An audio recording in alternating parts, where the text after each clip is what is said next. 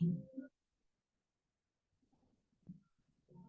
Swastiastu, Assalamualaikum warahmatullahi wabarakatuh. Salam, namo budaya, dan salam kebajikan. Dan salam harmoni. Baik, kami selaku kelompok 3 akan menjelaskan materi mengenai literasi keuangan, mengenai pasar modal. Sebelumnya, terima kasih pada Ibu Diota Prameswari Wijaya, SE, MSA, AK, selaku dosen pengampu literasi keuangan. Sebelum lanjut ke materi, izinkan kami untuk memperkenalkan diri. Perkenalkan, nama saya Putu Restudiana dengan NIM 2217041222. Dilanjutkan oleh rekan saya, dipersilakan. Saya Iko Asmara Putra dengan NIM 2217041156. Dilanjutkan oleh rekan saya. Saya Eko Cagung Pertuwidiatnyana dengan NIM 2217041145. Baik, terima kasih. Materi pertama mengenai sejarah pasar modal akan dilanjutkan oleh rekan saya yaitu Asmara. Untuk Asmara, dipersilakan. Baik, terima kasih atas kesempatannya Restu. Di sini saya akan mempresentasikan mengenai sejarah pasar modal. Sejarah pasar modal di dunia ini mempunyai perjalanan yang cukup panjang, dimulai dari belum dan sesudah munculnya bursa saham pertama di dunia. Nah, munculnya bursa saham pertama di dunia ini tidak lepas dari kontribusi Indonesia yang dulunya disebut Nusantara sebagai wilayah kaya penghasil rempah-rempah yang bernilai tinggi di Eropa, terkhususnya Belanda. Nah, latar belakang kekayaan perdagangan Belanda dengan Hindia Belanda atau yang disebut dengan Nusantara ini begitu menguntungkan, akhirnya melahirkan VOC yang menjadi ibu bagi saham pertama di dunia, serta membuat inovasi institusi yang terkenal yang disebut dengan pasar modal. Belanda merupakan tempat berdirinya pasar modal pertama di dunia, lalu kemudian diikuti oleh Portugis, Spanyol, Prancis, dan Inggris. Next. Kemudian selanjutnya pengertian pasar modal. Pasar modal adalah suatu sistem keuangan yang berfungsi sebagai tempat untuk melakukan transaksi jual beli instrumen keuangan jangka panjang seperti saham dan obligasi. Atau pasar modal juga dapat diartikan sebagai tempat yang mempertemukan antara pihak yang memiliki kelebihan dana atau investor dan pihak yang membutuhkan dana atau emiten. Selanjutnya ada fungsi pasar modal. Pasar modal memiliki beberapa fungsi penting yang berkontribusi terhadap perekonomian dan perkembangan bisnis.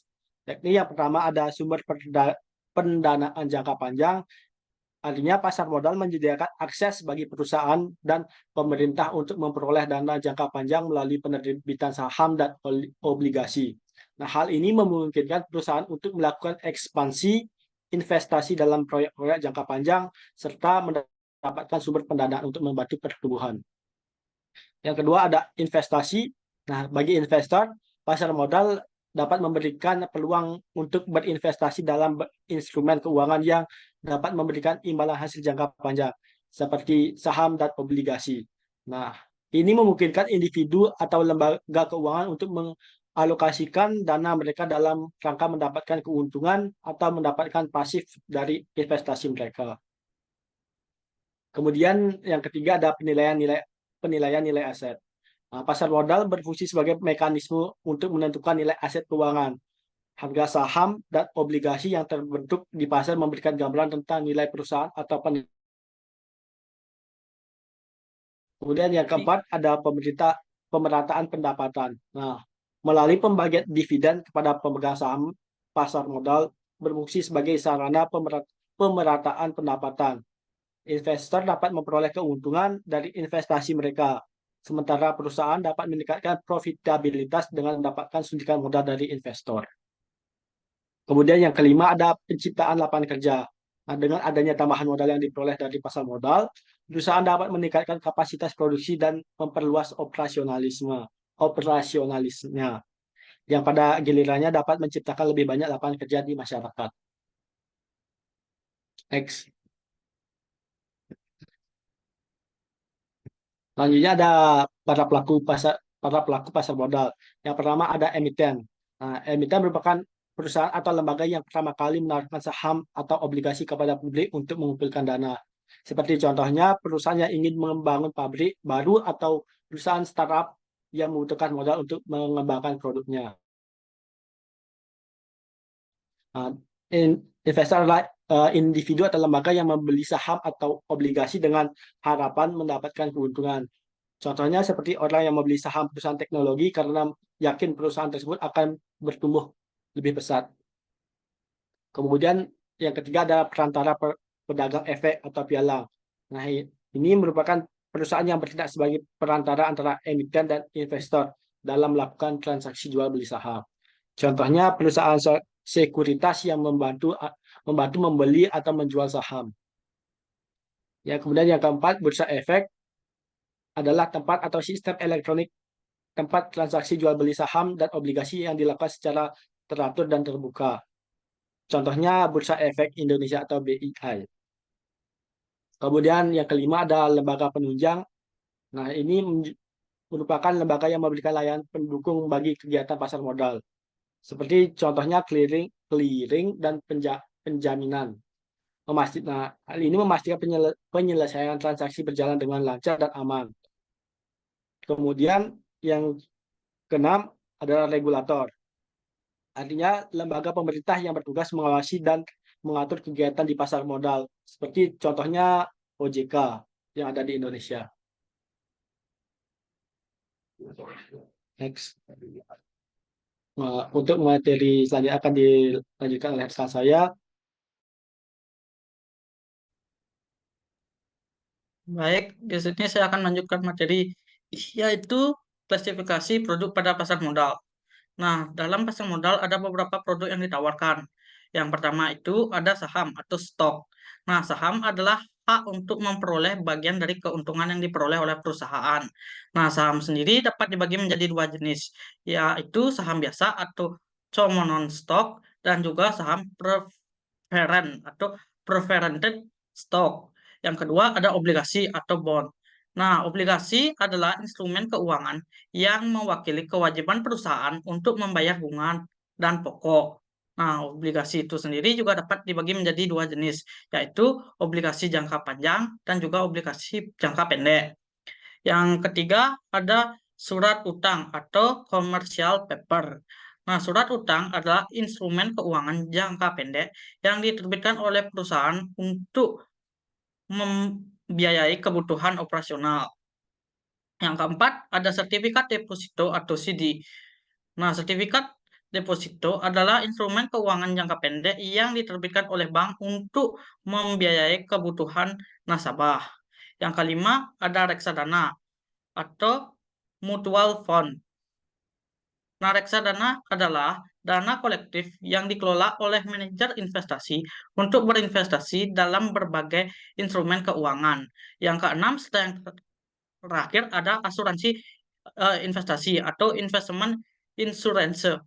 Nah, asuransi investasi adalah produk asuransi yang memberikan perlindungan keuangan kepada investor. Next.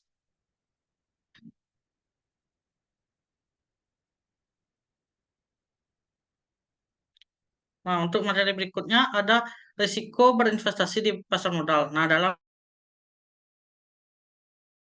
adanya risiko. Nah, ada beberapa risiko yang dapat terjadi ketika kita berinvestasi di pasar modal. Di antaranya, yang pertama ada risiko kredit. Nah, risiko kredit ini terjadi ketika perusahaan tidak dapat membayar kembali utangnya. Yang kedua, ada risiko likuiditas. Nah, risiko likuiditas ini terjadi ketika investor tidak dapat menjual instrumen keuangan sebelum jatuh tempo waktu tertentu. Yang ketiga ada risiko market. Risiko market ini terjadi ketika harga instrumen keuangan turun akibat perubahan kondisi. Setelah yang terakhir ada risiko operasional. Nah, risiko operasional itu sendiri terjadi ketika perusahaan mengalami masalah internal yang mempengaruhi kinerjanya. Next. Berikutnya adalah keuntungan berinvestasi di pasar modal. Nah, dalam berinvestasi di pasar modal, tentu ada keuntungan yang akan kita dapatkan. Nah, beberapa di antaranya adalah seperti berikut. Yang pertama adalah keuntungan dividen. Nah, dividen itu sendiri adalah pembagian laba perusahaan kepada pemegang saham. Nah, pembagian ini dapat memberikan kita passive income yang bisa sangat menguntungkan kita. Selanjutnya adalah keuntungan kenaikan harga. Nah, ketika kita membeli saham, kita dapat mencapai eh, capital gain pada saat menjualnya apabila harga saham tersebut mengalami kenaikan dan itu juga dapat sangat menguntungkan kita. Yang ketiga ada keuntungan bunga obligasi. Nah, bunga obligasi ini adalah pendapatan tetap yang dibayarkan secara berkala kepada pemegang saham obligasi. Yang terakhir adalah keuntungan diversifikasi. Nah, dengan menyebarkan eh, saham kita ke berbagai instrumen, kita juga dapat menghindari eh, kerugian signifikan apabila terjadi kerugian di eh, saat kita melakukan pembelian saham. Nah, sekian yang dapat saya sampaikan. Eh, untuk waktu dan kesempatan saya kembalikan kepada Restu. Baik, terima kasih atas waktu dan kesempatannya. Selanjutnya, saya akan menjelaskan materi mengenai analisis produk dari pasar modal. Jadi, ada 4 analisis yang kami temukan berdasarkan sumber. Yang pertama itu analisis saham, yang kedua analisis obligasi, yang ketiga analisis derivatif, yang keempat evaluasi kinerja reksadana. Nah, yang pertama itu analisis saham. Dalam analisis saham ini terdapat 2 analisis, yaitu analisis fundamental dan teknikal. Nah, analisis fundamental ini merupakan yaitu menganalisis kondisi dasar atau fundamental dari sebuah perusahaan, mencangkup keuangan perusahaan seperti laba, rugi, aset, utang, kondisi industri, kinerja manajemen, dan prospek pertumbuhan perusahaan di masa depan. Nah, tujuannya ini untuk menentukan nilai intrinsik suatu saham sehingga investor dapat mengidentifikasi apakah saham tersebut undervalued atau terlalu mudah atau overvalued atau terlalu mahal. Nah, analisis ini digunakan untuk investasi jangka panjang. Sedangkan analisis teknikal yaitu menganalisis pergerakan harga saham di masa lalu untuk memprediksi pergerakan harga di masa depan. Ini melibatkan penggunaan grafik dan indikator teknis untuk menganalisis pola harga dan volume transaksi. Tujuannya yaitu menentukan waktu yang tepat untuk membeli atau menjual saham. Analisis ini digunakan untuk investasi jangka pendek hingga menengah.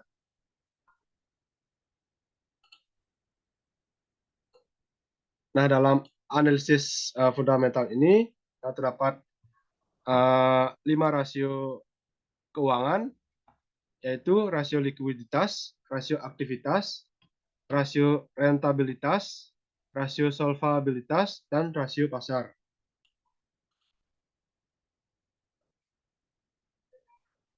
Sedangkan prinsip dasar dari analisis teknikal yaitu yang pertama, price discount everything, yaitu berdasarkan analisis fundamental, harga akan dipengaruhi berita-berita mengenai laporan keuangan, nilai penjualan, ataupun harga komoditi yang dihasilkan oleh perusahaan tersebut. Tetapi berdasarkan analisis teknikal, harga justru akan mendiskonkan semua berita tersebut. Sehingga terkadang harga bergerak melewati nilai harga teoritis secara fundamental, bisa naik, bisa turun. Yang kedua, price fluctuates in trends, yaitu harga saham biasanya akan bergerak mengikuti suatu tren tertentu. Yang ketiga, history repeat itself, yaitu pola pergerakan harga di masa lalu akan kembali berulang di masa depan.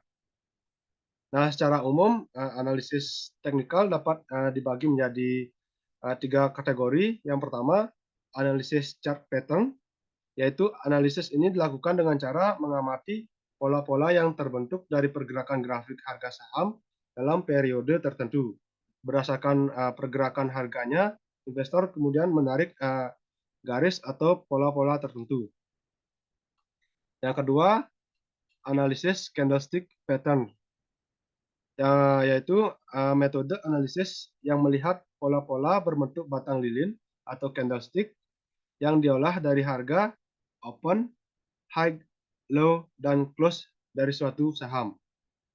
Yang ketiga, analisis teknikal modern, yaitu metode analisis teknikal yang berbasis pada perhitungan rasio tertentu berdasarkan pergerakan harga historis saham. Ketika rasio tersebut mencapai angka tertentu, maka akan timbul kondisi yang disebut dengan oversold atau overbought. Pada saat kondisi tersebut terjadi dalam interpretasi analisis teknikal, harga suatu saham sudah terlalu rendah atau terlalu tinggi sehingga selanjutnya akan berbalik arah. Jadi untuk contohnya bisa kalian lihat di PowerPoint. Selanjutnya mengenai analisis obligasi. Nah, analisis obligasi merupakan proses evaluasi terhadap suatu obligasi untuk menilai kualitas, risiko, dan potensi pengembaliannya. Tujuannya untuk membantu investor membuat keputusan investasi yang lebih baik dalam memilih obligasi yang sesuai dengan profil risiko dan tujuan investasi mereka. Nah, untuk mengetahui hal tersebut, investor bisa melihat rating atau peringkat obligasi. Jadi rating ini merupakan suatu penilaian terstandar dari kemampuan suatu negara atau perusahaan dalam membayar utang-utangnya. Jadi di Indonesia, perusahaan yang memiliki izin serta menjadi market leader dalam pemberian rating adalah PT Pevindo atau Pemeringkat Efek Indonesia dan Fitch Rating Indonesia. Analisis selanjutnya yaitu analisis derivatif. Analisis derivatif ini merupakan metode yang digunakan untuk mengevaluasi dan mengelola risiko terkait dengan instrumen derivatif seperti futures dan option.